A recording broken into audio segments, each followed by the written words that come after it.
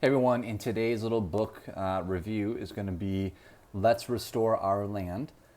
This is a pretty fascinating book. I'll kind of tell you, I think, the audience that's appropriate for.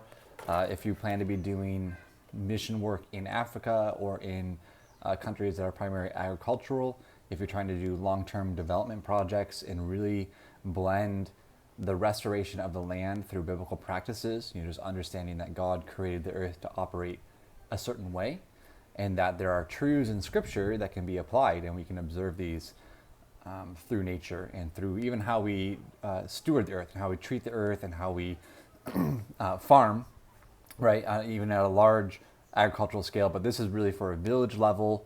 You can even see some of the illustrations. This book has illustrations a lot like the one that you see. So it's very practical, step by step, not even step by step. The book is really dialogue based. So it's almost as if the book was written by someone who is sitting in conversations between this pastor and local villages, or in villages and villagers.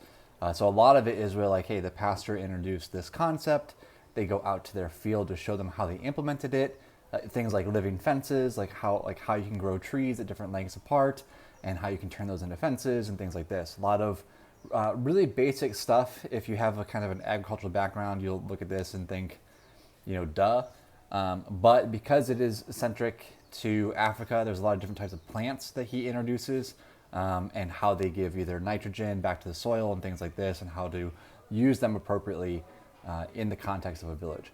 So if you're doing any sort of long-term work in missions and feel called to somewhat of an agricultural background, this would be a great first step. I know that we're going to be going to Africa at some point in time, and I know that I've learned a lot from this to be able to confidently share very basic things. If I see, whatever lacking in a village, this will have a lot to say towards it. It talks about planning for communities, planning for families, very, very practical things. I'm just kind of taking a look through here. Composting and fertilizer and all this kind of stuff. So those are great resources to either bring with you because of the illustrations. It's contextual, but also it gives a really good orientation for restoring the land and creating the foundations of a biblical theology for how we are to steward the earth. So that's that. I hope you guys maybe pick up a copy of this. Church and community leaders working together to restore the land is kind of the subtitle. Pretty cool, pretty awesome. Lots of stories, very dialogue based. So it's a really, really easy read. Hope you guys pick up a copy. Peace out.